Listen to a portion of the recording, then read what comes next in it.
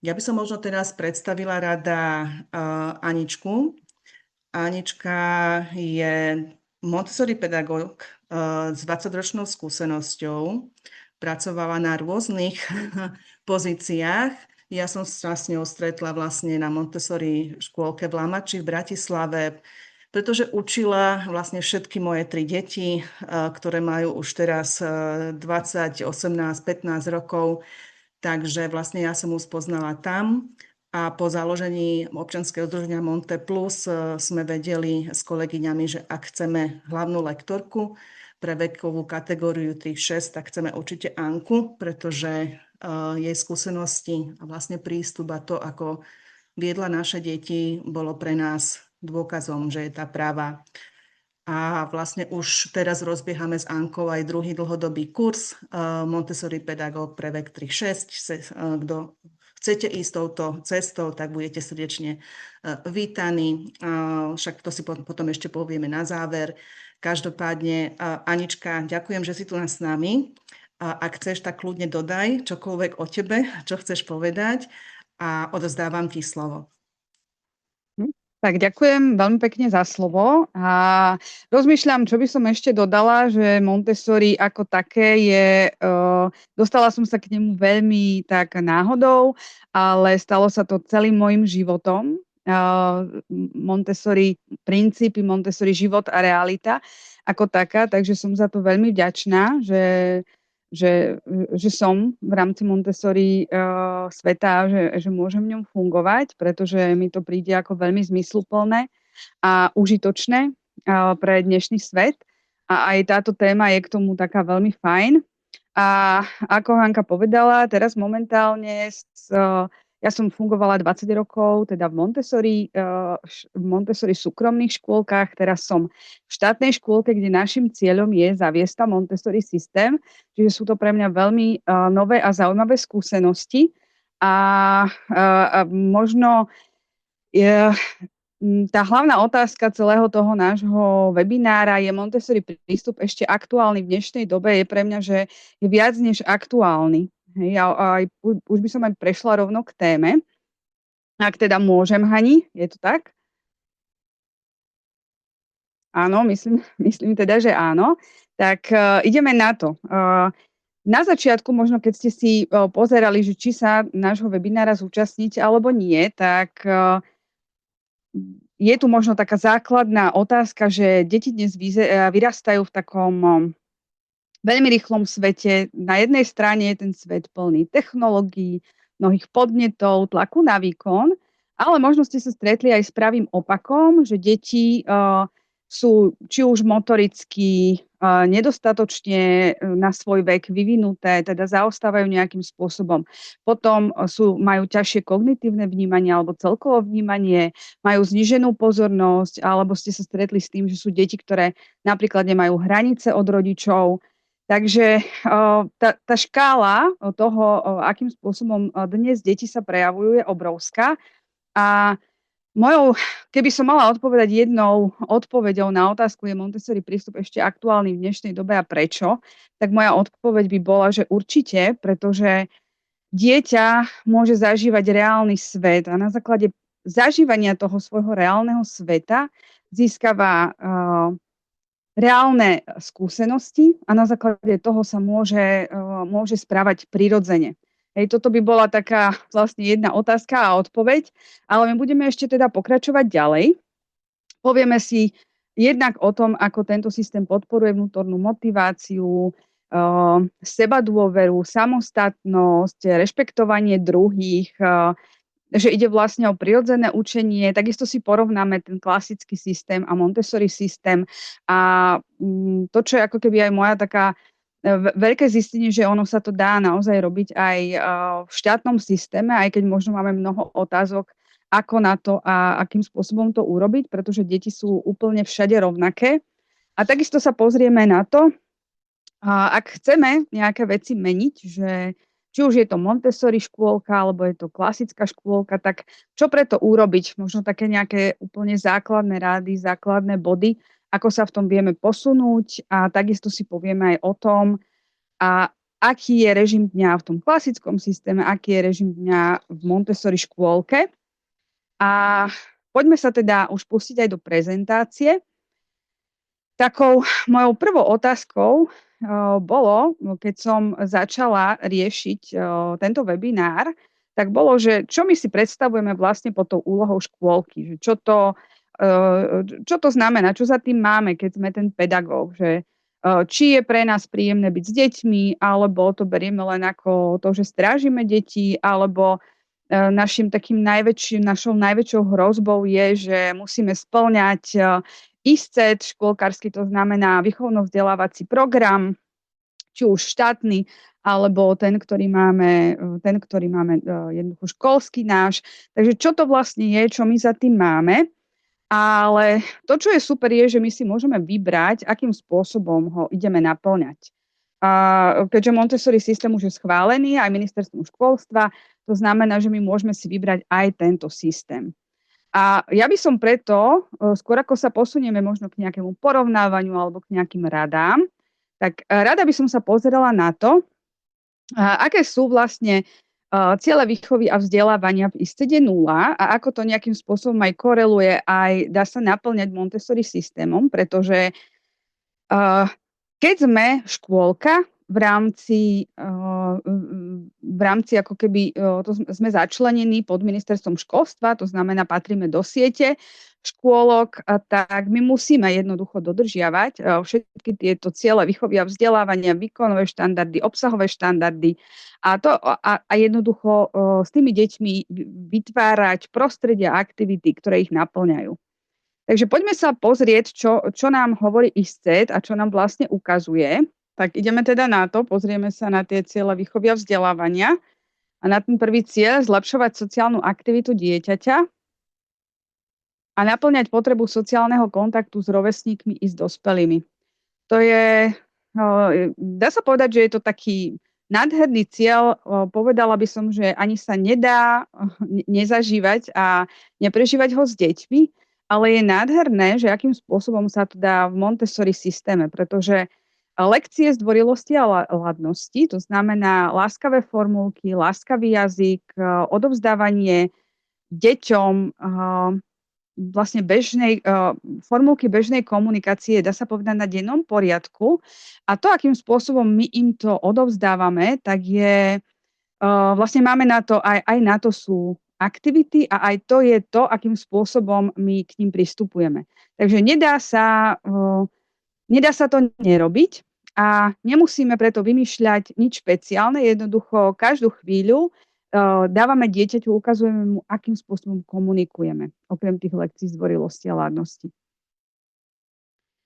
Čo je tam ďalším bodom, je uľahčiť dieťaťu plynulú adaptáciu na zmenené inštitucionálne alebo aj školské prostredie. Tak tento cieľ dá sa povedať, že každá škôlka si ho vie nejakým spôsobom možno prispôsobiť, vytvoriť. To, čo je v Montessori systéme také zaujímavé, že je spojené s domácim prostredím práve aktivitami praktického života. To znamená, že keď príde do škôlky, tak si samo chystá desiatu, samo si nalieva čajík, vodu alebo to, čo potrebuje a vlastne prirodzene vykonáva činnosti nejakej svojej seba obsluhy, bez toho, aby to muselo niekomu oznamovať, alebo aby to robilo húfne. Jednoducho je to veľmi krásny prechod. Je to veľmi krásny prechod z toho domáceho prostredia do prostredia Montessori škôlky. Ďalším cieľom je podporiť vzťah dieťaťa k poznávaniu a učeniu. A o chvíľočku si aj povieme na jednom slajde, že čo je to vlastne učenie a poznávanie. A tu by som rada vyzdvihla Montessori systém práve v tom, ako tá rozmanitosť a poriadok v prostredí vytvára v dieťati vnútornú motiváciu a túžbu, ktorá je tam skrytá od narodenia. Podporovať rozvoj individuálnych spôsobilostí dieťaťa. Toto je pre mňa taký veľmi zásadný cieľ, pretože keď fungujeme v klasickom systéme a fungujeme s deťmi, ktoré majú rovnaký vek, tak je oveľa zložitejšie rozvíjať tie individuálne spôsobilosti dieťaťa, pretože keď máme nejakú skupinku a pripravíme si pre ňu aktivitu, tak možno máte skúsenosť s tým, že taká polovica, tretina, 3/4, je to rôzne podľa toho, ako nám sadne aktivita, ako dobre ju vymyslíme a premyslíme, tak zistíme, že tie deti buď ich to nezaujíma, alebo sa potrebujú hýbať, potrebujú možno robiť niečo iné a, a možno polovicu z toho, alebo aj celé to, čo my tam akoby predvádzame, tak je pre to dieťa ťažké absorbovať.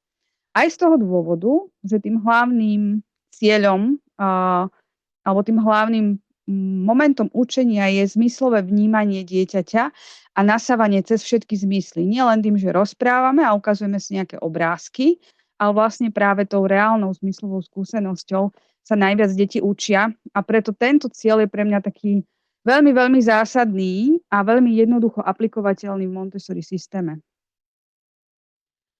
Sprostredkovať základy verejnej kultúry a rozvíjať u dieťaťa dimenzie školskej spôsobilosti, aby sa ľahko adaptovalo na následné primárne vzdelávanie.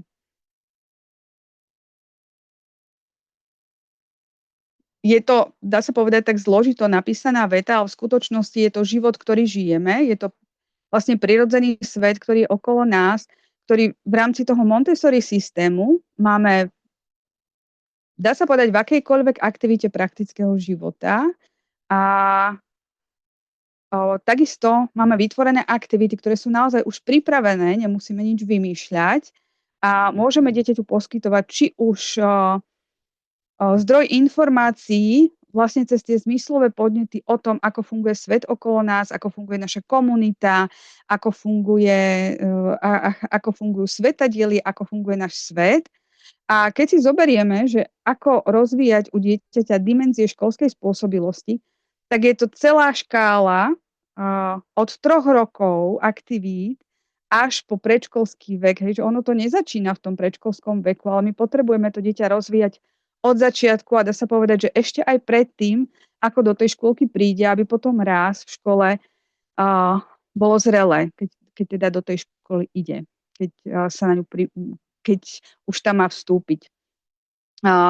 Ako učiteľky, všimla som si, že viaceré z vás sú aj učiteľky v škôlkach, tak veľmi dobre viete, aké tie časti školskej zrelosti tam sú a jednoducho nedajú sa docibriť a docepovať len tým, že ich budeme opakovať po screeningu, ale my potrebujeme naozaj na tom pracovať dlhodobo, aby deti boli pripravené, aby boli spokojné, aby mali sebadôveru, okrem toho, že majú kognitívne znalosti, motoricky sú zdatné, či už je to grafomotorika alebo hrubá motorika a takisto aj tie sociálne zručnosti, s ktorými potrebujú odísť do školy. A vlastne v rámci toho konceptu tej zmiešanej triedy je to niečo úžasné, ako deti odchádzajú do tej školy. Umožniť dieťaťu naplňať život a učenie prostredníctvom hry a priamej skúsenosti a taktiež aktívneho bádania. Tak toto je cieľ, ktorý úplne sedí na Montessori systém, pretože naplňať život je presne to, čo hovorí Mária Montessori.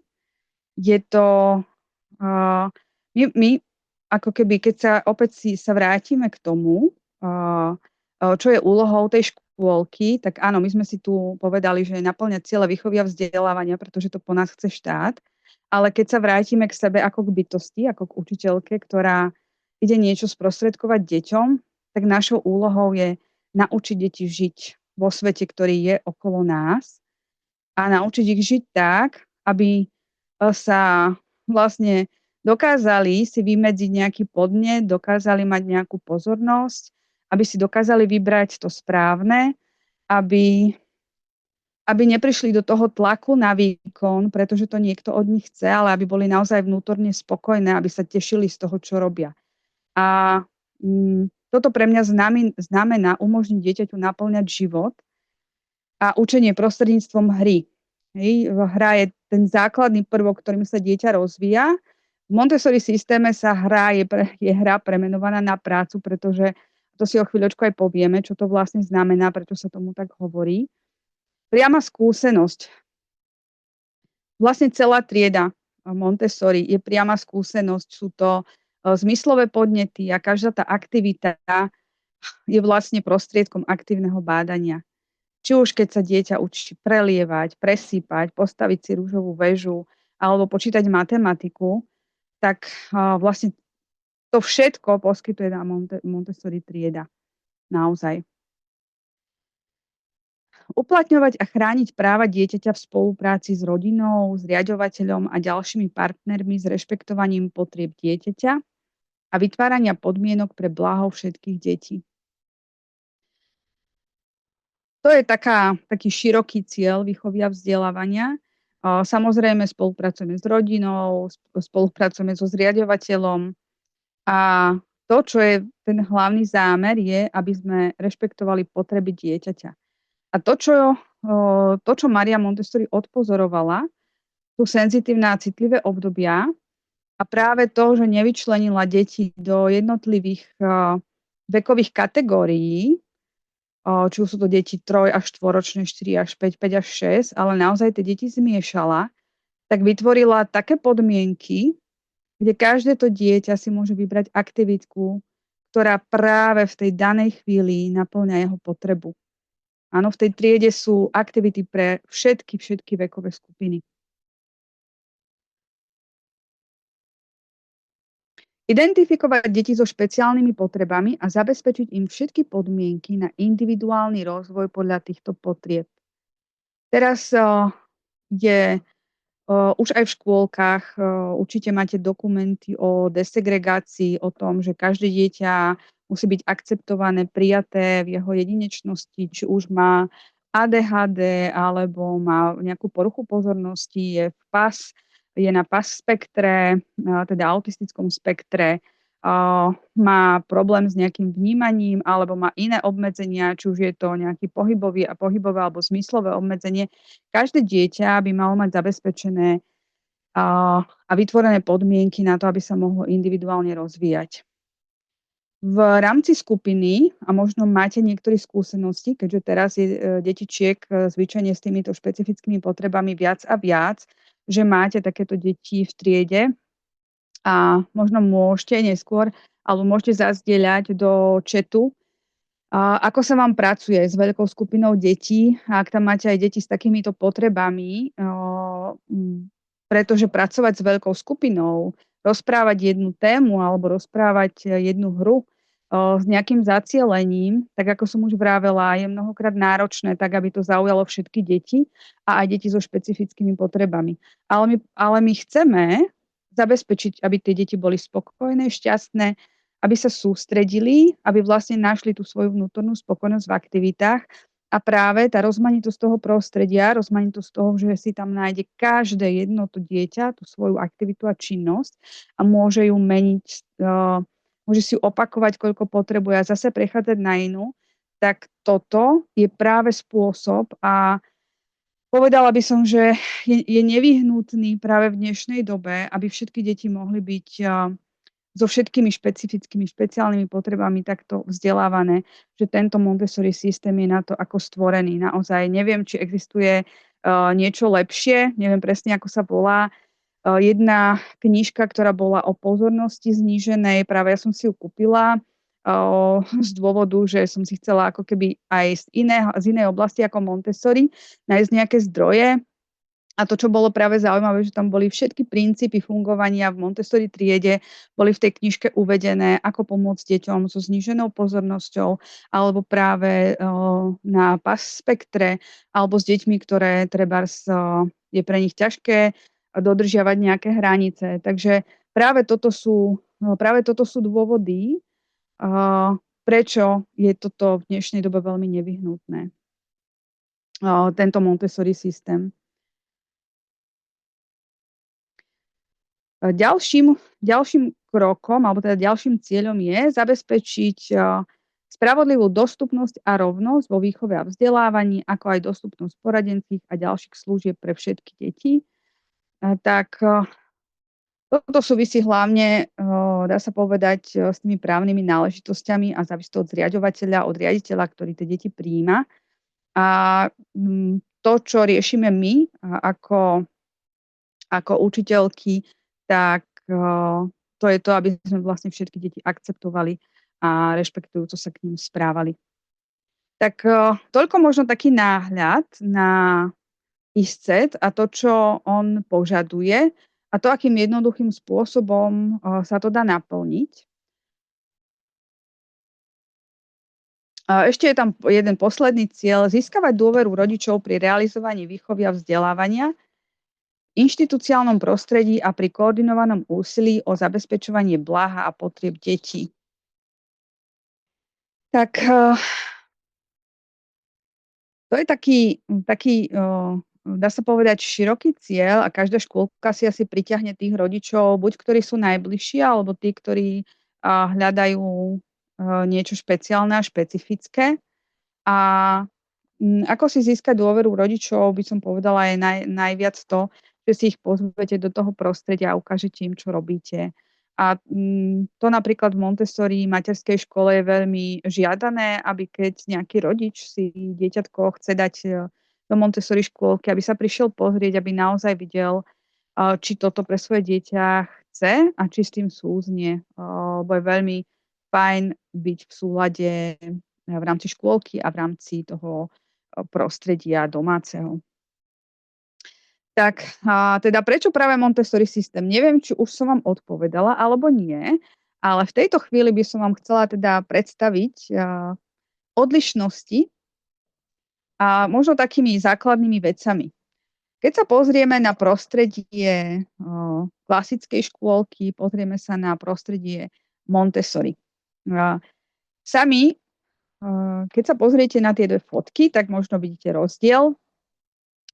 To prostredie v Montessori triede je špecifické práve tým, že každá polička, keď ráno vôjdete do triedy, tak je vždy rovnako uložená. To znamená, že tá učiteľka každý deň trávi cca hodinku času tým, že triedu uprace, že každú tácku dá do správneho poriadku a čo je potrebné doplní do každej aktivity. A takisto, ako na tej tácke je nejaký poriadok, tak aj v postupnosti tej ktorej aktivity je poriadok. Keď sa pozrieme, a takisto na tej tácke nie je nič navyše. Je krásne uhľadne uprataná a keď si ju dieťatko zoberie, tak ju vie aj vrátiť. Vie, že odniekiaľ ju zobralo a niekde ju treba vrátiť, má nejaké svoje konkrétne miesto a zvyčajne na druhý deň ju na tom istom mieste hľadá. Keď sa pozrieme na triedu klasického prístupu, tak každá trieda určite samozrejme vyzerá inak.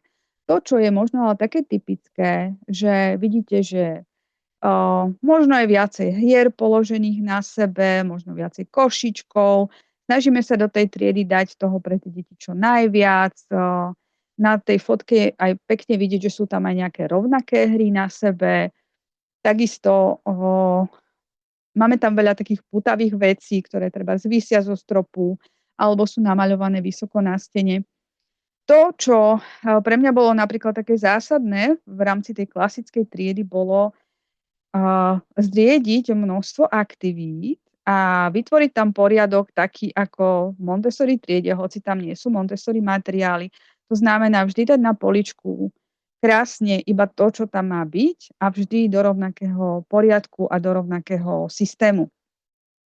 Taktiež nedávať tam jednu aktivitu viackrát a takisto to, čo je možno také typické pre klasickú škôlku, sú veľké škatule, kde je veľmi veľa kociek alebo vláčikov, stavebníc, kde stáva sa, že to môže byť pre deti ťažké vybrať z poličky, ťažké vrátiť a už keď aj celú tú stavebnicu vysype, tak upratať to veľké množstvo hračiek je enormne náročné a pre malé trojročné dieťatko je to veľmi, veľmi ťažké dať toto celé do poriadku a môže získavať veľkú frustráciu.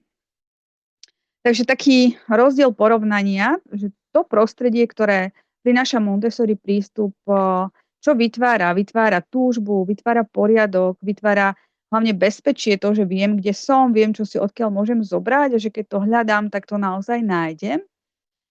A, o, a to je to, čo vytvára vlastne tú vnútornú motiváciu v tom dieťati. A takisto to, že vidí druhých, ako sa s tým pracuje. Takže to je prostredie. Čo ešte sa dá k prostrediu povedať, je, že aké sú tam aktivitky. To, čo je typické pro Montessori škôlku, je, že ona zastrešuje aktivity zo všetkých oblastí. To znamená, praktický život zabezpečuje seba obsluhu, jemnú motoriku, hrubú motoriku, aktivity praktického života, napríklad tu na fotke vidíte vyšívanie, ale na tých iných slajdoch máte možnosť aj vidieť aktivitky, kde je prelievanie alebo pipetovanie. Čiže to je ten praktický život, ktorý hovorí o tom, akým spôsobom ja motoricky som zdatný a čo všetko dokážem. A nielen to, ale aj vlastne to, že sú tam aktivity, ktoré dokážu potom pomáhať prostrediu a druhým, či už to, že polievame kvety, alebo utierame prach na listoch, alebo perieme, alebo čistíme stôl, leštíme zrkadlo. Vlastne všetko to, čo je v našom prostredí, tak to dieťa má veľmi reálnu skúsenosť a učí sa vlastne postup toho, ako sa o seba postarať a postarať sa a pomôcť aj prostrediu okolo seba. Čo vytvára spolupatričnosť, čo vytvára vlastne seba dôveru v tom, že ja dokážem to, čo dokážu dospelí. A to, čo je v rámci toho prístupu, deti si dokážu po sebe poutierať rozliatú vodu, dokážu si po sebe pozametať, nerobí to za nich niekto iný. A je to jednak o tej motorickej zručnosti, ale je to aj vo svojom takom v tom vnútornej istote, že ja všetko to dokážem a keď urobím nejakú chybu, tak sa nič nestane. To, čo ešte to Montessori prostredie obsahuje, je zmyslová oblasť, rozvíja všetky zmysly od zraku, hmatu, čuchu, sluchu, nejakej teploty. Vlastne na všetko to sa tam nájdú aktivity. A keď si zoberiete výkonové štandardy a obsahové štandardy z ISCEDu, tak vlastne na každý ten výkonový štandard tam nájdete aktivitu, vy nemusíte vymýšľať a viete ju urobiť konkrétne s každým dieťatkom a viete, ako ju dokáže urobiť, čo všetko z toho vlastne ovláda. To, čo obsahuje ten klasický systém, a teda, aby som ešte doplnila, čiže tam zmyslová výchova, takisto jazyková oblasť, kde deti od rozvíjania slovnej zásoby prechádzajú cez určovanie prvej hlásky, písanie, čítanie, spoznávanie teda písmenok a naozaj zvyčajne odchádzajú do tej školy s tým, že vedia prečítať minimálne slovo, vedia sa podpísať či už tlačeným alebo písaným písmom. A potom je tam aj oblasť matematiky, ktorá siaha oveľa, oveľa ďalej ako v tom klasickom systéme. Deti v rámci Montessori systému majú v tej matematike aktivity na počítanie do 10 a potom sú to operácie, je to poznanie desiatkového systému, operácie s číslami štvormiestnymi až vlastne po abstrakciu, kde ščítavajú z pamäti, čo mnohokrát už v tom klasickom prístupe chceme od nich hneď ako tú prvú vec. A všetko sa to rieši cez zmysly. Opäť, keď sa pozrieme na to prostredie toho klasického systému a vrátime sa tam, tak každá tá škôlka, vlastne, keď si zoberieme akúkoľvek klasickú škôlku, tak nemá stanovené presné vybavenie.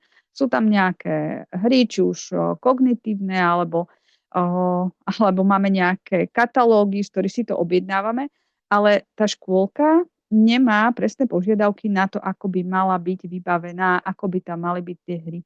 To, čo zabezpečuje Montessori prístup a to prostredie je že vlastne všetky tie aktivity odpovedajú potrebám detí a naplňajú tie senzitívne obdobia detí. To je to, v čom je vlastne to Montessori prostredie naplňajúce ten život. Aké aktivity nájdeme ešte v rámci toho klasického prístupu, či už sú to kočiky, umelé kuchynky, pracovné listy, farbičky, párovanie, triedenie, spoločenské hry, Je to vlastne podľa toho, čo si tá učiteľka ako keby zvolí. Nikde není stanovený nejaký presný obsah toho. Čo v tej škôlke byť má. V Montessori prostredí je presne stanovené, aké aktivity v tej triede je potrebné, aby boli, aby to dieťa mohlo nasýtiť tú svoju dušu. Keď sa pozrieme opäť na takú každodennú, úplne bežnú, každodennú vec, klasický prístup a stravovanie a Montessori prístup a teda jedlo, tak len také porovnanie možno je, že to, čo je v klasickom systéme, neviem, ako to je v rôznych škôlkach, ale z viacerých mám skúsenosť, že deti majú nabraté jedlo, či už je to polievka, druhé jedlo, nápoj. A to, čo je také zvláštne, pre mňa veľmi zvláštne, je, že vlastne trojročné deti môžu jesť len lyžicou, môžu aj tí stredňáci, 4 až 5 ročné deti jedia vlastne lyžicou a až predškoláci môžu jesť s príborom. Jednak to, čo tým deťom ako keby vlastne dávame tým, že môžu si nabrať jedlo, že môžu si naliať vodičku, že si môžu nachystať tie tanieriky a poháriky, že si môžu nabrať toľko, koľko zjedia, že môžu ochutnať, tak jednak ide o tú dôveru, že my im dokážeme veriť tým deťom, že to zvládnu a oni sú šťastné za to, že môžu fungovať ako my dospelí a že vlastne majú rovnakú hodnotu ako my. To je tá jedna časť toho celého. A druhá časť toho celého je, že získavajú motorickú zručnosť. Že my vlastne, ak tie deti nepodporujeme v prepájaní hemisfér pravej a ľavej ruky, tak ťažko potom ako v tom už vlastne najvyššom ročníku materskej škôlky my chceme, aby potom tie ručky spolupracovali. Takže vlastne len taká základná každodenná aktivita, ako veľa my môžeme pre tie deti urobiť len tým, že my im umožníme si doniesť tanier, odniesť tanier, umožníme im niečo vyliať a potom im umožníme si to po sebe poutierať. Myslím, aspoň to, čo si všímam na deťoch, každé jedno dieťa nechce vyliať polievočku alebo čaj, keď ho má na stole, ale podarí sa mu to. Ale to, po čom túži, je, že každé to dieťatko si to chce po sebe poutierať. Lebo vidí, že sa nestalo sa niečo, že to neprebehlo jednoducho hladko, ale takisto vie, že je na to náprava a že sa vlastne nič nestalo a ide sa ďalej. Každému sa môže niečo vyliať, niečo vysypať a je to úplne vlastne normálne a cieľom je naučiť deti, ako to zvládnu. Takže keď si zoberieme vlastne takú obyčajnú vec, ako nejaký prístup k tomu, ako stolujeme, ako jeme. Čo si ešte môžeme porovnať, čo je také zreteľné? Ako vyzerá hranie sa? Ako vyzerá práca? Je to nazvané v tom Montessori prístupe ako práca a to práve z toho dôvodu, nie že by deti, my sme teraz od nich chceli, že teda aby pracovali, ale Maria Montessori nazýva hru detí ako prácu práve z toho dôvodu, že každé to dieťatko si vybudováva samo seba. To, že sa najskôr učí, ako hýbať ručkami, nôžkami, štvornožkovať, potom chodiť, potom prenášať veci a potom robiť jemné úchopy, zložitejšie motorické veci alebo aj kognitívne, tak tá práca je, že pracuje samo na sebe, na svojej osobnosti a že sa zdokonaľuje. A preto sa to teda volá práca a nie hra. Ale samozrejme používame s deťmi aj termín hranie sa. To neznamená, že toto slovo nie je v našom slovníku v Montessori systéme.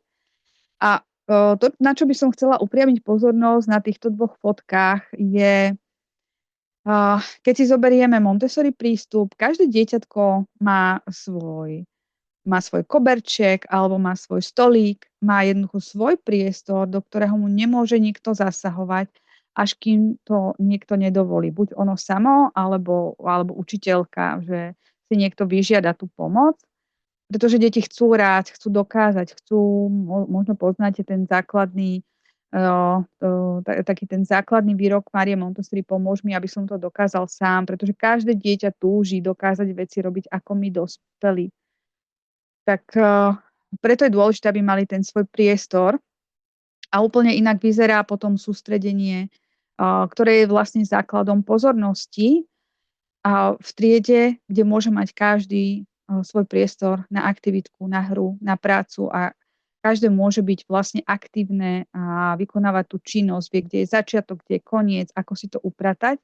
A keď to porovnáme vlastne s tým obrázkom vľavo a vidíme, ako sú tam tie hračky rozhádzané, keď sa pozriete, netušíte, komu čo patrí, kto si má čo po sebe upratať, je veľmi ťažké vytvárať v tom nejaký poriadok, nejakú štruktúru, dať tomu systém, vedieť, kde je začiatok, kde je koniec. Je to taký malý chaos a mne sa páčilo, ako keby bolo to také vtipné, na jednej strane, na druhej súčasne smutné, ako jedna pani na našom kurze zdieľala, vlastne z toho klasického systému, že to je vlastne taký malý jurský park, že pretože keď nemáme priestor, o ktorý sa staráme, ťažko sa o neho postaráme. Keď veci iba vyložíme a necháme ich zrazu tam a neberieme ich tak, že toto je náš priestor, vlastne sa o neho staráme, lebo nie je nejakým spôsobom vyčlenený, tak je veľmi ťažké udržať si nejaký systém, poriadok, nejakú intenzitu hluku v tej triede. Takže taký pohľad na inú prácu v tom klasickom systéme a v Montessori systéme.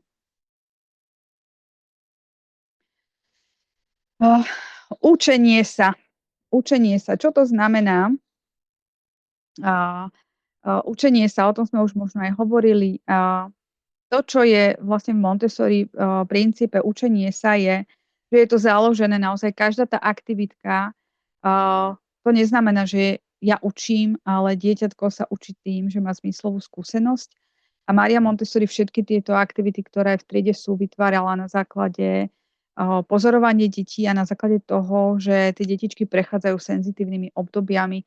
Je to niečo, čo jednoducho začne, to znamená, že dieťa chce chodiť po línii, alebo dieťa potrebuje zrazu skákať, preskakovať, potrebuje pipetovať, robiť trojprstový úchop, alebo zrazu počujete, že dieťa ráta a stále si opakuje ten číselný rád, alebo zrazu zistíte, že dieťatko učuje prvú hlásku. A to sú akoby to sú veci, ktoré cítia tú detskú dušu. To, akým spôsobom to učenie ešte prebieha, čo je preto dôležité, aby to mohlo nastať, to nasýtenie sa v jednotlivých tých aktivitách je, aby detičky mali dostatok času, aby mali možnosť byť nerušené. A na základe toho, že oni zistia, že niečo dokážu, že v tej aktivite sú úspešné, tak vzniká vlastne seba dôvera a taká úcta k sebe, k druhým, pretože to, čo je vlastne ešte to typické pre Montessori systém, že u nás sa nesúťaží, ale ako náhle niekto nejakú aktivitku vie, tak je vlastne tak zdatný, že to môže poskytnúť tým druhým. A môže im ju ukázať, môže tu byť pre nich, môže s nejakou aktivitou pomôcť alebo byť dokonca učiteľom pre toho druhého. Keď si to porovnávame s tým klasickým prístupom, tak to, čo je tam videné, je súťaženie, kto bude rýchlejší, kto to bude mať lepšie, kto to bude mať skôr a ty to nemáš takto pekne vyfarbené a ty to máš, no pozri sa na Zuzku, ako to má, kde veľmi, veľmi vlastne znižujeme hodnotu toho dieťaťa, pretože ono je niekde na tej svojej ceste učenia sa a potrebuje ten svoj čas na to. V Montessori prístupe rešpektujeme to tempo dieťaťa, dávame mu dostatok času, to uvidíte potom aj v rámci toho režimu dňa, že ten čas na tú hru, na tú prácu je oveľa dlhší. A to, čo sa stáva v rámci aj toho režimu dňa, je, že detičky vlastne majú také predely medzi tým, aby sa mohli hrať v tom klasickom systéme, tak majú ranné hry a potom rozcvička a potom sa ide na 10 a potom sa zase môžu hrať alebo je vzdelávacia aktivita. Ale vlastne taký ten čas naozaj na to, že môžem prísť na to, po čom túžim, čo sa chcem naučiť, tak tam zaniká akoby tak trošku. To, čo by som vám ešte rada možno na čo upriamila pozornosť v rámci učenia sa, je to, akým spôsobom naplňame výkonové štandardy. Keď si zoberieme výkonový štandard, že napríklad, že dieťa dokáže vymenovať postupne čísla od 1 do 6 alebo do 10, tak to to, čo my môžeme ako učiteľka v tom klasickom systéme zahrnúť do tejto aktivity, alebo do tohoto cieľa je veľmi veľa drobných cieľov. Či už to, že ukážeme dieťaťu číselné kartičky a pomenujeme si ich a chceme ich, aby dieťa ukázalo, alebo budeme rátať nejaké množstvo, alebo sa zahráme hru, že niekde dieťa sa postaví k šestke, alebo tam, kde je 5 nejakých vecí. Ako učiteľky určite viete, že je množstvo toho, čo dokážeme vymyslieť. A na druhej strane, keď k tomu porovnám Montessori prístup, tak tam vlastne to dieťa si práve to počítanie vyberie a robíme to frontálne, zvyčajne to nerobíme v nejakých skupinkách, ale robíme to frontálne alebo pre menšiu alebo pre väčšiu skupinu detí. A nie každé dieťatko je na to práve citlivé, že sa chce naučiť v tej chvíli počítať, takže ho to buď nezaujme, alebo nevníma. Samozrejme sú aj takí, ktorých to baviť bude. A keď si zoberieme ten Montessori prístup, že vždycky máme nejakú aktivitku a ukážku pre to jedno dieťa, tak máme tam numerické tyče, to sú tyče, ktoré majú od 10 cm po 1 meter a sú rozdelené na také červeno-modré pásiky podľa červeno-modrých prúžkov, kde každý vlastne ten pásik má takých 10 cm červený, modrý sa na tej dlhej tyči strieda, ktorá má 1 meter, potom je 90 cm a zase sa striedajú 80 a tak. A tam vlastne dieťa sa krásne učí počítať určité nejaké ucelené množstvo. Keď dokáže spočítať ucelené množstvo, potom môže prísť na rad číselný symbol. A to je úplne nejaká iná aktivita. A tým, že my vlastne tých aktivít máme na to presne určených viacej, tak vy presne viete, čo to dieťatko dokáže. Viete, či dokáže niečo zrátať, čo už je vytvorené, alebo viete, či pozná číselný symbol. Viete, či dokáže či to množstvo a ten symbol dokáže spojiť. Takže sú na to presne naozaj aktivitky vytvorené a vidíte, ako dieťa, ktoré sa túži naučiť počítať, si túto aktivitku vyberie, rado ju ukáže a opakuje si ju a potom robí učiteľa tomu druhému. To, čo keď si zoberieme nejaký ďalší cieľ, napríklad vyčleniť začiatočnú hlásku slova, tak opäť môžeme urobiť nejakú spoločnú aktivitku pre deti a na druhej strane v Montessori škôlke samozrejme robíme aj spoločné aktivity. To nie je tak, že by sme nemali nejaký kruh spoločný alebo si nerozprávali nejakú tému, ale gro vlastne toho rastu dieťaťa a učenia sa je na tých jednotlivých aktivitkách. A opäť na toto, keď si aj urobíme nejakú spoločnú aktivitu, tak deti majú v triede škatulku alebo tácku, kde majú kartičky, kde si určujú prvú hlásku, strom alebo dom, jednoducho sú tam buď obrázky alebo miniatúrky, kde vždy, ak naozaj tam majú na to tú svoju citlivosť, tak si tú tácočku vyberú a zahrajú sa s tým. Alebo pracujú s tým, povedzme. A zase ju vrátia a niekto ich pritom sleduje a zistí, že to počuje tiež. A je to nádherné, že potom to chce ukázať takisto. To je tá túžba, to je tá vnútorná motivácia. A takto by sme mohli ísť s ďalšími výkonovými štandardmi, dá sa povedať, skoro so všetkými. Či už napríklad odhadom aj meraním porovnať dva predmety podľa veľkosti určeného rozmeru.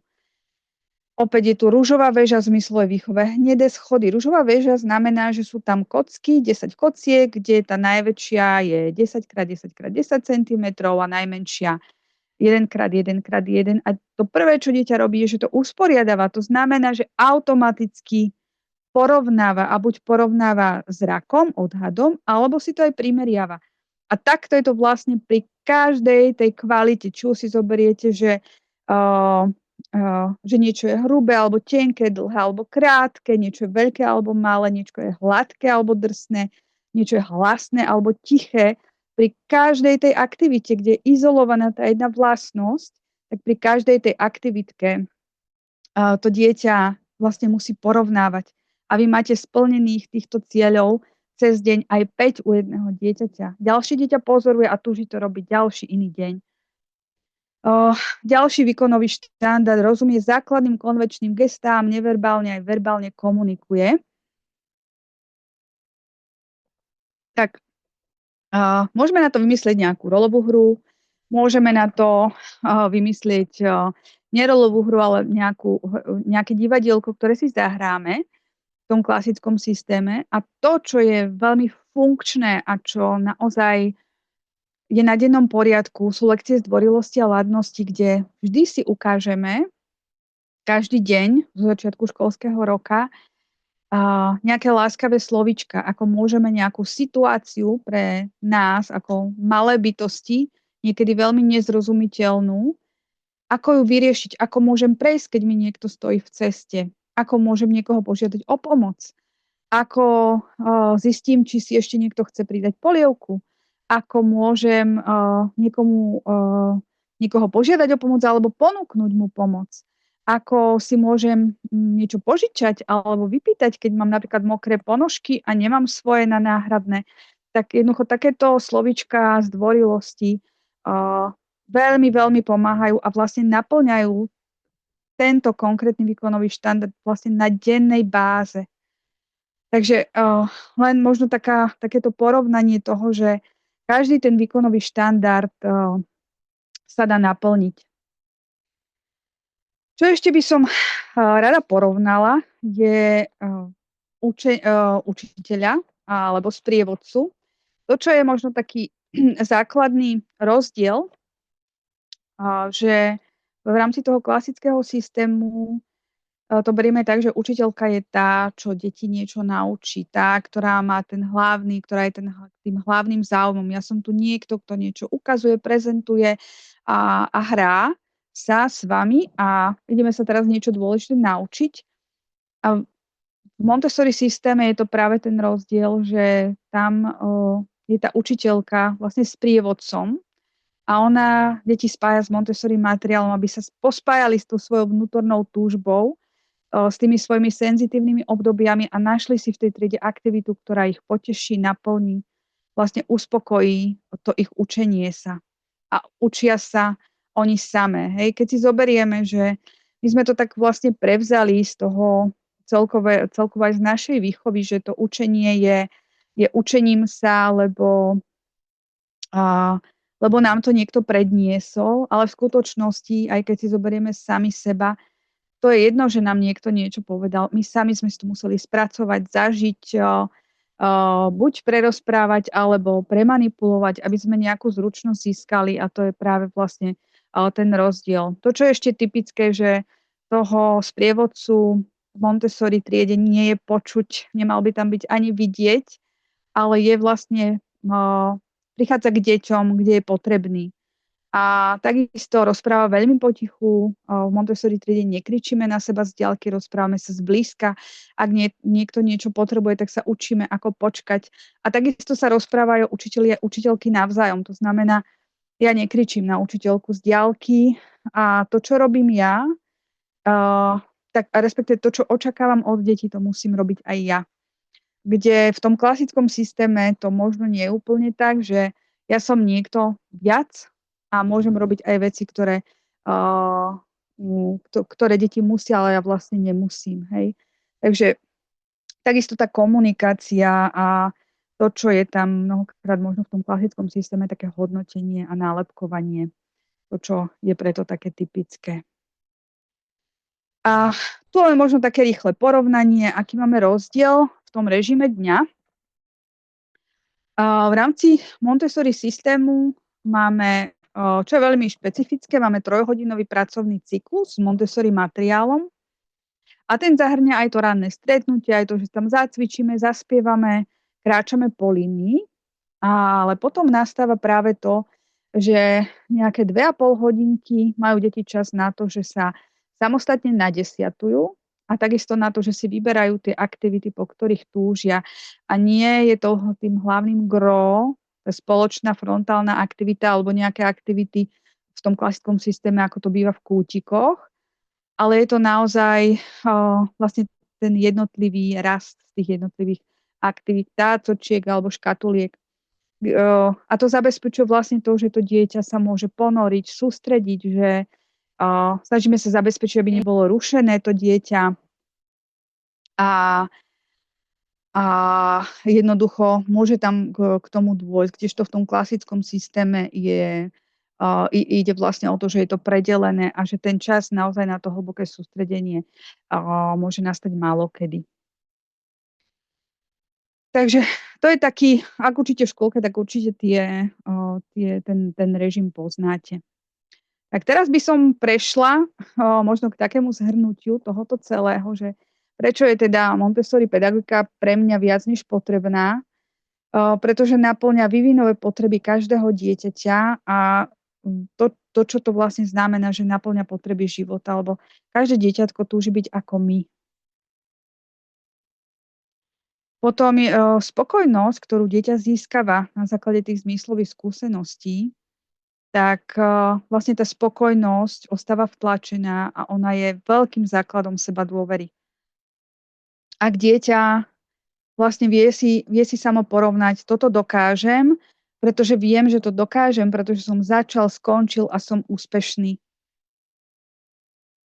Je to veľmi vhodné prostredie pre inklúziu a to, aby bola vlastne zabezpečená tá desegregácia. My sme vedeli každé to dieťa nejakým spôsobom mu nájsť tú spokojnosť a tú radosť z aktivity.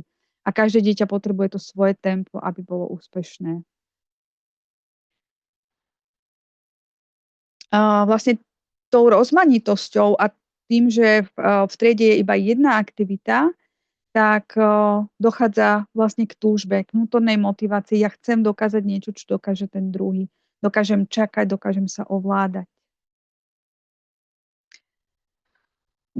Tým, že v triede je stále poriadok, tak je to základ pozornosti a sústredenia sa a to je základom toho, že sa môžeme niečo naučiť. Keď nie sme rušení, keď vieme zamerať pozornosť na nejakú jednu konkrétnu vec, bod, to, čo nás zaujíma proste. V triede aktivita je len jedenkrát a to vytvára priestor vlastne trpezlivosť, ovládanie sa, rešpektovanie druhých, pozorovanie, oceňovanie druhých. Takže to je ako keby to, čo je vlastne nás jednak zázdrojuje a jednak nám to pomáha byť úspešnými v dospelosti. Možnosť voľby je predpokladom samostatnosti a to, že ak sa dieťatko pre niečo rozhodne, tak sa stáva zodpovedným za to svoje rozhodnutie. Ak si vyberiem nejakú aktivitku, to znamená, že si ju dokážem priniesť, pracujem s ňou, dokážem ju vrátiť, aby tam bolo pre toho druhého a dokážem ju samozrejme upratať. Je to prirodzené učenie cez všetky zmysly. Len veľmi ťažko budeme učiť deti len z obrázku alebo len z rozprávania, ale to, že deti môžu robiť rukami, vlastne tieto centra zmyslové najviac sytia mozog v tom danom veku. Keď naplníme potrebu, ktorú máme v akomkoľvek veku, tak to v nás vytvára vnútorný pokoj. A byť tu pre druhých, nie len pre seba. Ak to umožníme deťom od najmenšieho veku, vytvárame základ mieru a vzájomné pochopenie. Táto Montessori pedagogika je nazývaná aj ako mierová pedagogika. Pretože ak my spoznáme vlastne sami svoje potreby, ak umožníme deťom spoznať ich potreby, tak nemajú potom dôvod ubližovať druhým. A navzájom nemáme si potom ako keby dôvod, prečo ubližovať. To, čo ešte nás čaká na záver, čo môžeme ako učiteľky vlastne v tom klasickom systéme, či môžete začať, alebo ako si môžete pomôcť. Takže tou prvou časťou je, aby sme verili, že to môže fungovať aj inak ako doteraz. Že naozaj to ide, že sa to dá, ale potrebujeme zmeniť uhol pohľadu.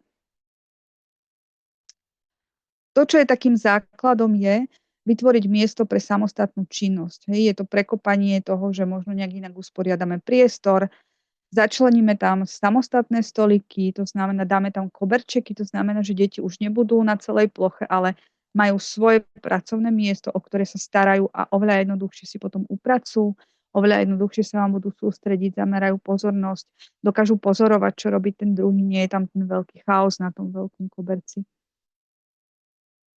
Stanovujeme hranice láskavo, máme rešpektujúcu komunikáciu, dotiahneme ich do konca, vlastne nehodnotíme deti, neposudzujeme ich, ale vlastne ukazujeme, ako sa to dá.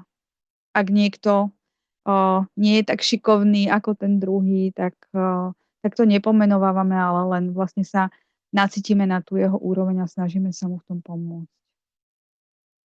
Zavedieme lekcie zdvorilosti a ladnosti. To znamená, že vlastne keď sa deje nejaká negatívna situácia v tej triede, tak to, čo my môžeme poskytnúť tým deťom, vlastne slovíčka, keď vlastne aj pri takej obyčajnej veci, ako napríklad dnes jedno dievčatko upratovalo a druhé automaticky mu to ukladalo, tak som ho zastavila a povedala som, ale vieš čo, opýtaj sa jej, či môžeš pomôcť. Tak sme to urobili spolu, pretože to dievčatko slabšie rozpráva a, a to druhej odkyvlo. Áno, môžem pomôcť. A teraz môžeš. A vlastne vniesiete tam tú láskavosť do tej situácie. Pretože odpoveď môže byť aj, že nie, ja si to chcem upratať sama. S tým treba rátať. Umožníme dieťaťu, aby sa mohlo zahrať s hrou samé. To znamená, že neberieme to tak automaticky, že všetci sa môžu s tou hrou hrať, ale ja keď som si ju vybral, tak ja si môžem toho kamaráta do hry pozvať, alebo aj nie. Ja môžem chcieť sa zahrať sám, pretože je to moja osobnosť, ja si ju chcem vytvoriť, ja chcem vedieť, ako sa tie kocky poskladajú, ja chcem vedieť, ako sa zroluje ten koberčík, ja chcem vedieť, ako sa to naleje, nechcem, aby to urobil niekto za mňa. Tak naozaj myslieť na to a rešpektovať to dieťa v tej jeho túžbe. Lebo to neznamená byť egoistom, ale to znamená vytvárať si tú svoju osobnosť. Pretože ak ja viem, čo dokážem, tak ja potom tu dokážem byť pre druhých v tom, čo dokážem. Potom taká zásadná vec, mať s kolegyňou rovnaký prístup a nastavenie. To je veľmi dôležité, aby sa to dalo urobiť. A niekedy to možno vyzerá tak jednoducho, že keď prídu nové detičky a máme tie hračky, teraz myslím tie klasické v tom klasickom systéme, tak aj s tými si nemusia vedieť niekedy deti dať rády a potom možno vzniká ten Jurský park alebo vzniká veľký chaos a je dobré im to ukázať, hej? Ten postup, ktorý tam je. A takisto aj to, že hry sa nemiešajú, ale že mám na koberčeku na stoliku jednu hru a ďalšiu si môžem zobrať až vtedy, keď tú prvú odložím. Zabezpečiť vzájomné nerušenie detí a to nám pomáha ich viesť k sústredeniu. Hej, že deti potrebujú vidieť, že majú to bezpečie byť nevyrušené od druhých. A odobrať z priestoru hry, ktoré nepredstavujú reálny svet, reálnu skúsenosť pre dieťa v rámci tej Montessori triedy je naozaj reálny svet. Tam nie sú nejaké bábiky, Rapuncelia, alebo nie sú tam autička v tej triede Montessori. Takže vlastne to priniesť do toho aj do toho klasického systému, to sa dá zobrať tie plastové riadiky a nahradiť ich tým, že tam môžeme dať dieťaťu čbánik, z ktorého sa vyleje voda, že si môže sám naliať tú vodičku a napiť sa z pohárika. Keď sa pozrieme, aké kroky sú potrebné, aby fungovala Montessori trieda, tak vlastne ak celý koncept Montessori ešte nepoznáte, tak ho spoznať, pretože toto bol len taký veľmi, veľmi slabý odvar, jednohodinový. Máme na to celý kurz. A to, čo je tým ďalším, že ak už vlastne ten koncept poznáte, tak a vlastne vám to v tej triede nefunguje, tak je dôležité sa zamýšľať nad tým, že prečo sa dieťatko nesústredí a čo ja ako dospelý musím zmeniť buď v sebe, alebo v priestore, ako usporiadať inak to prostredie, čo tam priniesť, alebo čo z neho zobrať, či je moja spolupráca s kolegyňou, s asistentkou funkčná, či robíme veci rovnako, ako dávam ukážku, či dieťatko počká naozaj, alebo mu ja vyslovene nútim, ako stanovujem hranice, či si ich dotiahnem do konca, či tam mám dostatok lekcií zdvorilosti, ladnosti, to, akým spôsobom mám nastavený ten režim dňa. Takže to sú možno len také otázky pre toho, kto už funguje v rámci Montessori triedy. Tak za mňa je to v tejto chvíli asi všetko v rámci prezentácie a teraz už by som dala slovo Hanke, ak má nejaké otázky. Ja možno, kým si ľudia premyslia otázky, tak ani ja by som sa ťa vlastne rada spýtala, že ja vždy premýšľam nad tým, že vlastne Montessori pedagogika je tu na už 100 rokov, hej? Že je to naozaj systém, ktorý má nejakú históriu. Je za tú dobu, čo ty sa venuješ vlastne Montessori pedagogike z pozície učiteľky, že ale aj človeka, ktorý vlastne sa hlbavo zamýšľa a skúma vlastne aj texty, aj vôbec knižky vlastne Márie Montessori číta. Je niečo podľa teba, čo už nie je aktuálne? Čo by si napríklad ty, že vyhodila z Montessori pedagogiky? Lebo si myslíš, že to vlastne už sa nedá použiť pre súčasný svet? Ja určite nie, ale poznám ľudí, ktorí si pomeňujú alebo pozmieniajú vlastne Montessori systém aj v Montessori škôlkach, že keď človek nejde do hĺbky, tak mnohokrát tú podstatu nemá, akým spôsobom vlastne pochopiť. A Montessori trieda nie je len o Montessori materiáloch, ale je to práve o tom prístupe, o tom nastavení toho fungovania. A môže sa to zdať nefunkčné, keď vlastne nepoznáme tie jednotlivé kroky, ktoré je potrebné v triede urobiť. To, čo je pre mňa najdôležitejšie, aby som ja umožnila dieťaťu, a to je jedno v akej škôlke, je sústrediť sa. Pretože len ak sa dokážeme sústrediť, tak dokážeme sa niečo naučiť. Hej? To je vlastne potrebné pre tú školu. To je to, že my síce chceme byť ako niekto, ako malé deti, ako dospelí, ale v prípade, že nedokážeme zamerať pozornosť a sústrediť, tak nemôžeme sa naučiť ani v klasickom, ani v Montessori systéme nič. Hej? A keď sa vrátim k tomu, čo hovorí, že či je tam niečo neaktuálne, nezdá sa mi, aj ona sama vo svojich knižkách píše skúsenosť, že ona vlastne pracovala s deťmi, ktoré boli zaostalé, ktoré boli z chudobnej štvrte, ale súčasne tam udáva aj skúsenosť s deťmi, ktoré boli práve prepodnetované, ktoré boli vlastne nejakých bohatých ako rodičov, teraz presne si nespomínam, a tie prejavy tých detí boli vlastne podobné. Tie deti potrebovali zamerať tú pozornosť, vrátiť sa k sebe, vrátiť sa k tým, k tomu základnému pochopeniu toho, že čo ja vlastne po čom teraz túžim, čo ma teší sa naučiť, a potom to ide prirodzene. A to je, myslím, hlavný ten zámer tej pedagogiky. Tak ako, myslím si, že keby ako ľudia poznáme svoje potreby v každom tom vekovom období a vedeli by sme si ich ako naplniť, tak by ten svet vyzeral inak. Nielen v tom detskom veku, ale myslím si, že v každom. Ďakujem veľmi pekne. Máme tu na otázku od Lenky. Môžem sa spýtať, ktorá štátna škôlka sa rozhodla ísť Montessori cestou? Ďakujem. Ja teda pracujem v Sološnici teraz a tam s pani riaditeľkou máme takú veľkú túžbu to tam vytvoriť, a vlastne aj môj motív ísť do tej škôlky bol z toho dôvodu, že aby to tam bolo umožnené. Hej. Že pre mňa mne nedáva úplne zmysel pracovať v štátnom systéme, keď viem, že tým deťom môže byť ponúkané oveľa viac. Na druhej strane je úžasné toto začleniť do štátneho systému, a preto vlastne sa teším na to, že to ideme vytvoriť, že naozaj ukázať vlastne svetu, že to ide a že nemusíme sa bať toho, že nebudeme nejakým spôsobom dosahovať výkonové obsahové štandardy, ktoré sú v tom ISTEDe, pretože oni všetky sú tým Montessori systémom dosiahnuteľné. Len sa to robí proste iným spôsobom. Hej. Je tam zmiešaný kolektív detí, čo som možno zabudla spomenúť v rámci fungovania tej triedy. Nie je to jednoveková trieda, ale je to zmiešaný kolektív, že aj k tomu smerujeme postupne. A naozaj to, ako sa od seba tie deti učia, tak je úžasné. A ako naozaj sa to dá urobiť aj v tom klasickom systéme, hej, nie v klasickom, ale v štátnom školstve.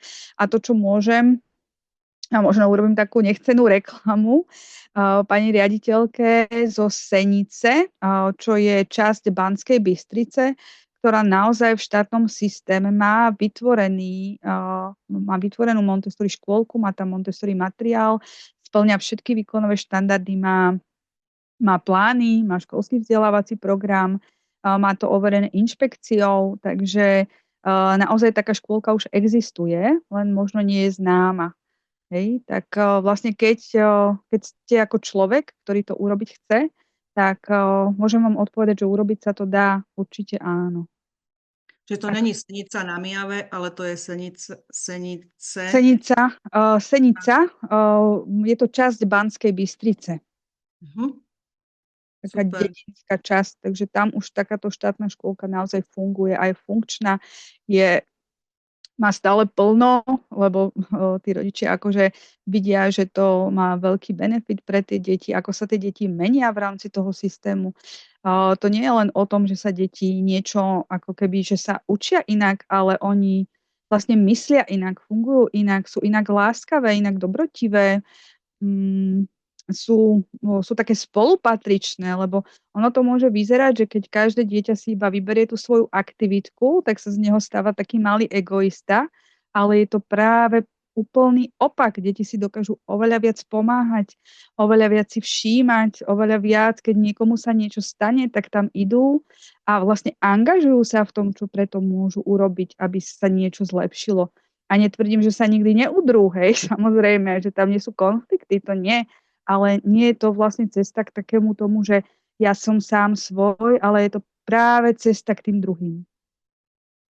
Tuším, s touto pani, ak dobre si spomínam, pripravujú, že aj nejaké vstupy vlastne v rámci veľkého kurzu Montessori pedagóg pre vek 3-6, že tam Áno, pripravuje áno, chceli by sme to tam začleniť. pomoc, ako keby. Super. Rádka sa pýta, Anka, čo bolo pre teba najväčšou výzvou, keď si prešla z Montessori škôlky do štátnej škôlky? Najväčšou výzvou, alebo výzvou, no každodenné výzvy sú všade, ale naozaj ukázať deťom to, že veci si po sebe upratujeme a že jednoducho, že vlastne to, čo ja som zažila, bolo, že vyberiem si nejakú hru, položím ju a odchádzam. Hej, že absolútne žiadna nejaké také spojenie s tým, že ja som si to vybrala, tak ja teraz za to nejakým spôsobom zodpovedám. Tak cesta k tomuto, to bola jedna z víziev, akoby. A je to akože každodenná výzva, by som povedala stále, tým, že nemáme ešte nemáme Montessori materiál, ja tam postupne niečo pridávam, a tým, že potrebujeme vlastne zosúľadiť sa aj s kolegyňami a to nie je vždy jednoduché, takže je to vlastne cesta, ale tak ja verím, že tá cesta akože bude úspešná, keď sme tam minimálne dve na to. Máme tu potom poďakovanie od Dady za veľmi pekný výklad. Bolo to veľmi pekne že vysvetlené v porovnaní s bežnou a prínosné, že ďakujem. Ďalej je tu otázka od Zuzky. V akom kurze sa viac dozvieme o lekciách hladnosti a zdvorilosti? To je oblasť, ktorá mne najviac chýba a o ktorej by som chcela vedieť viac. To je súčasťou vlastne veľkého kurzu pedagóg pre vek 3 až 6, tak tam sa dá o tom dozvedieť. My to robíme vlastne ako ten celý kurz vo všetkých oblastiach, že je to praktický život, zmyslová výchova, jazyk, matematika, oblasť kultúry a prírody. A asi kto by nechcel ísť na kurz náš, tak typujem, že ešte sú nejaké knižky asi k tomu, že dá sa. Ja som videla niečo v angličtine niekoho, ale teda nepamätám si, že to niekde spísané. Aha, tak to neviem, to úplne neviem literatúru k tomu presne. Väčšinou sa to odovzdáva na kurzoch. Toto. A ďalšia otázka je od Ľudsky. Ako sa Montessori pedagogika stavia k používaniu technológií v dnešnej dobe? Technológií v akom zmysle? Ako či je to, ja neviem, mobilný telefón, alebo je to, alebo vlastne o aké technológie ide možno? Lebo v rámci Montessori triedy pre vek 3 až 6, tam je cieľom vlastne, aby deti zažívali reálnu skúsenosť zmyslovú a tam sa technológiám vyhýbame. Úplne najviac, ako sa dá. Hej, nepúšťame deťom telefón ani nič podobné. Nepúšťaš im rozprávky? Nie. Vierka sa pýta, dobrý deň, dá sa realizovať Montessori prístup pri počte 24 detí? Neviem si to predstaviť podľa toho, ako ste to prezentovali pri takomto počte detí. Ďakujem. Áno, kedy je vlastne najlepšia dynamika v tej Montessori triede, keď je tam 24 detí až 30 detí, čím väčšia skupinka, ale teda tak max do 30, tak je tam úžasná dynamika potom, ako tie deti dokážu pozorovať, ako sa dokážu učiť od seba, ako si navzájom dokážu pomáhať. To, čo je ale podstatné, aby ten kolektív bol zmiešaný. Ďakujeme.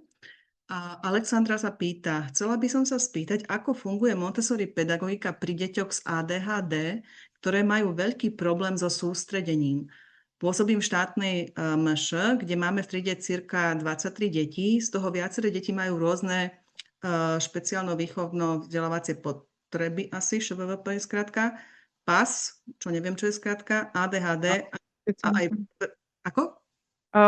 PAS to je vlastne, že si na autistickom spektre. Aha, OK. A aj preto je často náročné udržať pokojnú, tichú atmosféru na koncentráciu, keď je s detičkami len jedna pani učiteľka.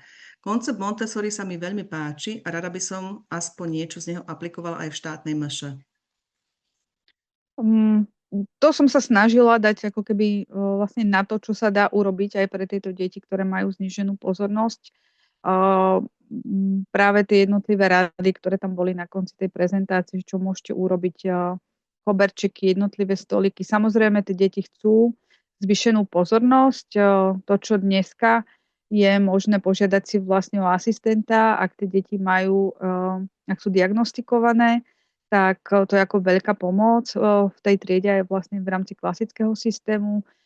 Takže určite si požiadať o asistenta a potom skúsiť aplikovať tie jednotlivé rady. Hej, naozaj rešpektovať tú možnosť mať to svoje pracovné miesto, to je veľký taký základ toho určite. Pretože tie deti, samozrejme ten stupeň ADHD môže byť rôzny. Zažila som aj proste dieťatko, ktoré chodilo od poličky k poličke a nebolo schopné vlastne niečo na dlhšie ako na 5 sekúnd mať v ruke a tam naozaj bez asistenta ako si ťažko poradíte. Hej? To ako nebudeme si klamať v tomto, či v Montessori alebo v klasickej triede. Tam potrebuje to dieťa vyslovene podporu, samozrejme. Máme tu na otázku od Ľudsky. Prečo by sa nemali deti hrať s bábikami, autičkami, vláčikmi? Podporuje to ich predstavivosť, priestorovú orientáciu a tak ďalej. Ja ako keby nechcem týmto tvrdiť, že sa deti nemajú hrať s bábikami a s autičkami a kľudne sa s nimi môžu hrať doma, ak to majú radi. Ale keď viem, že ja ako vlastne pedagóg viem tým deťom poskytnúť oveľa viac a to, čo je pre mňa ako keby v rámci tejto odpovede asi zásadné, je, že deti túžia byť ako my. A keď im umožníme robiť tie veci, ktoré robíme my, tak budú vlastne veľmi spokojné, pretože tým, že dokážu niečo urobiť tak ako my, tak vlastne si začnú veriť, získavajú sebadôveru, sebahodnotu. A neznamená, že by som svojmu dieťaťu nekúpila bábiku, toto neznamená vôbec, ale to, čo mu chcem mu umožniť vlastne to, čo v ňom vytvorí tú dôstojnosť a hodnotu. Neviem, či som teraz zrozumiteľná, ale keď viem, že môžem im ponúknuť reálny svet, tak prečo by som im dávala niečo, čo je nereálne?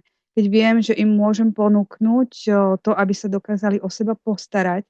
A poviem vám ako keby z aktivity, ktoré sú z praktického života, hej, že sa môžete česať, že môžete česať svojho kamaráta, že mu môžete zapletať vrkoče, že si môžete nakremovať tvár, že si môžete ladne poumývať ruky, je zvyčajne oveľa viac, ako sa hrať s bábikou. A je to ako keby to, čo to dieťa zaujme oveľa viac. Napríklad, čo je aj jedna z aktivít, ktoré môžu byť v Montessori triede, je kúpanie bábiky. Ale nie je to ako urobené ako hra, že idem sa zahrať, ale ja naozaj idem urobiť všetky tie úkony, ktoré sú preto potrebné. A vlastne učím sa tej kvalite toho pohybu. Hej? Naozaj sa učím tam tej zručnosti. Čiže Ja netvrdím, že deti sa nemajú doma hrať s bábikami a s autičkami, alebo sú deti, ktoré jednoducho tieto hračky aj tak do ruky nechytia. Sú deti, ktoré proste potrebujú mať a inak to nejde, ten reálny svet. Ale moja odpoveď je, že prečo, keď viem, že im môžem dať viac, prečo by som im dávala toto. Možno aj z pohľadu napríklad mňa ako rodiča, detí, ktoré navštevovali Montessori škôlku, že pre mňa to tiež nebolo, že sa mám vlastne vzdať, že my sme nemali doma vláčiky alebo autičko alebo podobne. Že čo som si ja však odniesla, že čo ja najviac môžem urobiť pre moje dieťa je to, keď ono bude robiť so mnou tie veci, ktoré ja bežne robím. A áno, niekedy to leze človeku na nervy, lebo keby som to robila sama, tak to zvládnem 1000-krát rýchlejšie ako s dieťaťom. Ale toto bolo to, čo vlastne som sa snažila ich zapájať do toho, že proste keď sa robil obed, tak každý niečím prispel. Keď sa išlo prať, tak proste áno, bez nich by som to urobila oveľa rýchlejšie. Ale vlastne žili sme normálny život. A hej, sú dní, kedy je človek viacej unavený a menej unavený. A keď je viacej unavený, tak aj vláčiky sú super vec. Lebo decka proste sa s nimi dokážu zahrať v čase, kedy ja som unavená. Takže A hej. ešte možno, prepáč, Hani, k tej fantázii, že vek fantázie a vek vymyslených vecí je vek 6 až 12, kedy naozaj si tie deti dokážu, je tam abstrakcia, deti si dokážu predstavovať to, čo si v tom rannom veku nedokážu a dokážu rozlišovať medzi vymyslenými vecami a vecami reálnymi. Lebo vlastne to, čo tým deťom ponúkneme, tak berú ako normu. Hej, proste nemajú možnosť porovnať, ale proste keď ja mám piť z plastového pohárika, to je moja norma. Keď po mne poutiera upratovačka, to je norma. Robí to niekto iný. A keď zase na druhej strane mám možnosť to vyliať a mám možnosť si to po sebe upratať, to je tiež nejaká norma. Vlastne všetko, čo my robíme, tak ako ja ako dospelý človek, úplne jedno, a keď dieťa predo mnou stojí, tak ja vlastne zadávam, ako funguje svet. Ďakujem. Otázka od Renátky. Ako zvládnu deti z Montessori MŠ do klasickej ZŠ? No, ja si myslím, že ten prechod je veľmi ladný a je veľmi jednoduchý určite, pretože z počiatku majú veľmi veľa kognitívnych aj informácií, aj vedia čítať zvyčajne, aj písať tie deti, takže ten prechod je veľmi ladný. To, čo tam môže trošku nabúravať systém v tej klasickej triede, je, že tá učiteľka možno není zvyknutá na to, že sa deti viac pýtajú, že viac komunikujú, že sa viac zaujímajú a môže to byť rušivé možno. Ale v zmysle nejakých tej kognitívnej oblasti a sociálnej by to malo byť veľmi ladné a také harmonické. Zvyčajne idú deti pripravené veľmi dobre do školy. Ak bolo zodpovedané teda všetko, čo malo byť zodpovedané. Anička, tebe ďakujeme veľmi pekne za bohatú prezentáciu. Verím, že si to všetci užili rovnako ako ja. Ja ďakujem vám všetkým ostatným za to, že ste prišli tento večer sa vzdelávať alebo prípadne teda inšpirovať alebo dozvedieť sa niečo nové. Budeme vďační, ak nám necháte nejaké spätné väzby do chatu, ak napíšete, ako sa vám to páčilo, prípadne čo by ste chceli na budúce počuť. Anka momentálne, teda čo má v ponuke pre vek 3-6, tak vo februári rozbiehame nový rán veľkého kurzu Montessori pedagóg pre vek 3-6. Začína sa 21. februára. Miesta sú tam ešte voľné, veľmi radi vás tam uvidíme. Samozrejme poskytujeme vzdelávanie aj pre iné vekové kategórie, pre vek 0-3 s Ľudskou Hudecovou, potom máme ešte lektorky pre 3-6-6-12 Radku Kucharčikovú a Andrejku Márovú. Tie napríklad budú teraz v Žiline v sobotu prezenčne školiť. Dotkneme sa spolu matematiky a dotkneme sa spolu slovenčiny 10.1. Ak by ste sa chceli ešte dohlásiť, tak nech sa páči, cez web sa tam viete priamo prihlásiť. je to teda v Žiline v Montessori škôlke Monte Smile a budete sa učiť, ako inak možno deťom predstaviť čísla, počty, ako sa začať, ako sa naučiť písať. Takže kto ste napríklad učiteľmi alebo rodičmi detí predškolákov alebo prvý ročník, druhý ročník, ste vítaní, tiež sú tam ešte miesta. No a čo ešte povedať na záver? Želáme vám krásny večer. Budeme sa na vás tešiť, ak sa stretneme pri ďalších webinároch alebo seminároch, workshopoch, prípadne na veľkých kurzoch. Želáme vám do vašeho profesionálneho života, ale aj osobného všetko dobré a nech tento nový rok rozbehneme čo najlepšie a hlavne v zdraví. Opatrujte sa, tešilo nás a niekedy na budúce. Dovidenia.